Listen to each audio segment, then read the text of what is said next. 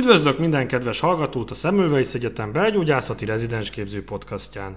Én dr. Kempler Miklós Soma vagyok, a podcast házigazdája, vendégem pedig dr. Varga Gergely, belgyógyász hematológus, mielóma tudósító. Szia Gergő! Szerbusz Soma, köszöntöm a kedves hallgatókat!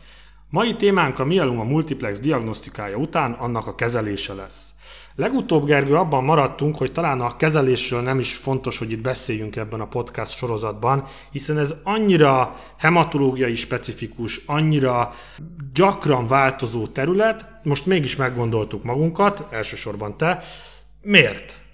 Hát ha nem is arról, hogy a mielomát magát hogy kezeljük, de egy csomó dolog van, ami kalciumcsökkentés, rossz vesefunkció, olyan helyzetek, amik a mieloma kezeléskor, főleg a diagnóziskor előállnak, azokról rájöttem, hogy mégiscsak kéne beszélnünk. Amikor a múlt héten egyszerre 3 beteg érkezett 3 egymást követő napon, úgyhogy mindegyik ügyeleti időre csúszva futott be, az azért figyelmeztetett, hogy nem árt, hogyha ebben a témában is otthon vannak a rezidensek. A másik pedig az, hogy a lázas mielomás beteg az mindig egy visszatérő probléma, hogy ismételten előfordul, hogy ezek a betegek, mint hogy nem neutropéniásak, befekszenek, de nem kapnak antibiotikumot, vagy haza lesznek küldve antibiotikum nélkül. Erről is érdemes beszélni, azt hiszem, hiszen a mieloma súlyos immunszupressziót okoz. Ráadásul nagyon sok ilyen beteggel találkozunk a klinikán. Beszéljünk, Gergő, akkor az első szenárióról. Jó, szóval tételezzük fel, hogy csütörtök 16 óra 30, befut egy mielomás beteg, Szent János kórházból küldik, veselégtelenséggel, magas kalciummal, a koponyaröntgenjén litikus léziók vannak, és az összfehérjéje 120. Az utóbbi alapján szinte biztos, hogy mielomáról van szó. Valamit tenni kell, mert a beteg zavart, fekszik, ki van kötözve.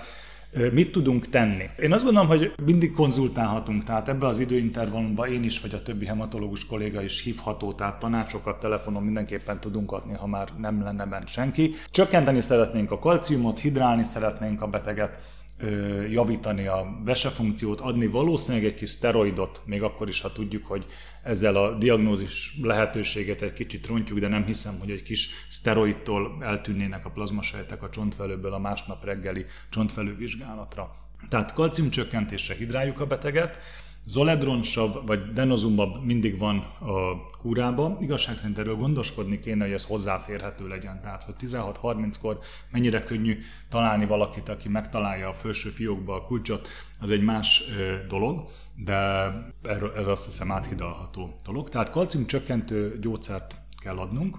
Aztán azt követően, hogy félretettünk egy pár vérmintát, mert ahogy a múltkori podcastban beszéltünk róla, egy pár labor, a könnyűláncok, a beta-2 mikroglobulin, azok olyan dolgok, amik az első szteroid előtt illik levenni, mert aztán már nem lesznek validak az értékek, de én adnék valamennyi kortikoszteroidot ennek a betegnek, ami nagy tünetcsökkentő hatással, fájdalomcsillapító hatással van, és ezen kívül mást igazából az első nap nem kell tennünk. A cél az, hogy másnap reggel megtörténjen a csontfelülvizsgálat, nyilván véralvadásgátlót hagyjuk ki, meg F-félékre kell emlékezzünk még, amikor a lázlapot megírjuk, és amikor megvan a diagnózis, akkor jön a kezelés. Ennek tényleg nem gondolom, hogy a részleteibe bele kell menni, mert most VTD a standard, jövőre talán VRD lesz a standard, hogy ez pontosan milyen gyógyszerekből áll össze, erről tényleg csak nagyon általánosan beszélnék. Általában proteoszoma gátlókat, imideket, illetve kortikoszteroidot kombinálunk, tehát nem kemoterápiás gyógyszereket adunk ma a mieloma ellen, és emellé kiegészítésként kötelező adni 2 gyógyszert, az aciklovirt és valamilyen formában véralvadásgátlót, ez Clexane, valamelyik DOAC készítmény, vagy aspirin, lehet attól függően, hogy a beteg mennyire mobilis. Mi a második szenárió? Hát a második szenárió ugye az, amikor ügyeletben érkezik a beteg lázasan, ebből is azért minden héten egy előadódik, óhatatlanul ezek a betegek fertőzéseket összeszednek. Régen a pneumokokkusz volt a nagy ellenség, ezek ellen sokan még az első pár ciklusban profilaktikus antibiotikumot is adnak. Ez a mi gyakorlatunkban most nincs így, tehát mi nem adunk profilaktikus antibiotikumot.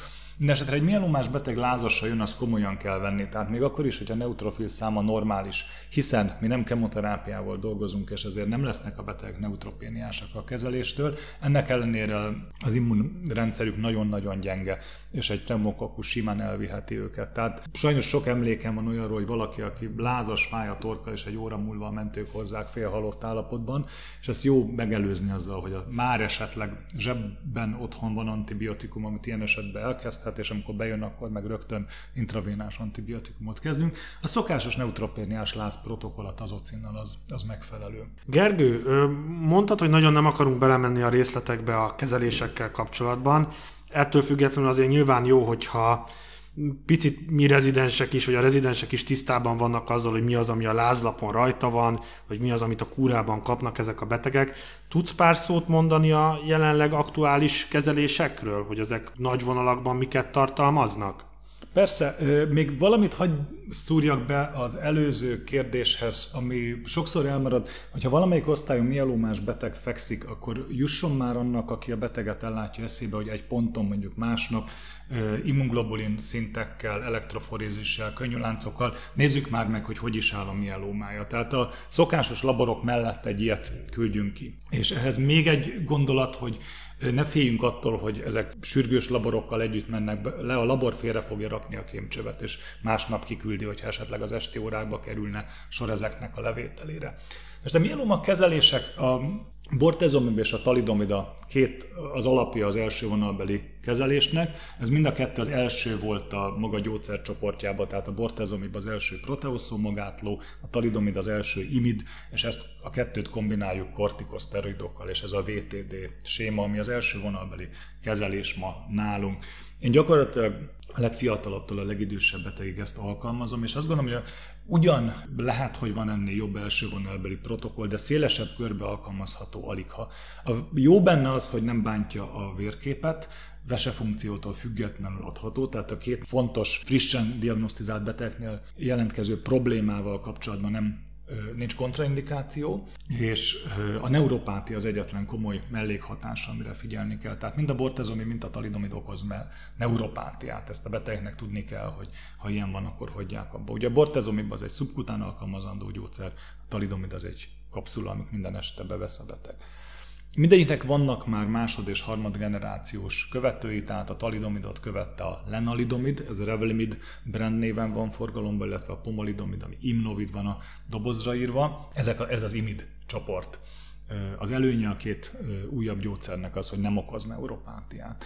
A bortezomibot követte a karfilzomib és az ixazomib a sorban, ezek az új proteoszómagátlók, az ixazomib az egy orális készítmény, Ninlaro néven szedheti a beteg esetleg heti egyszer.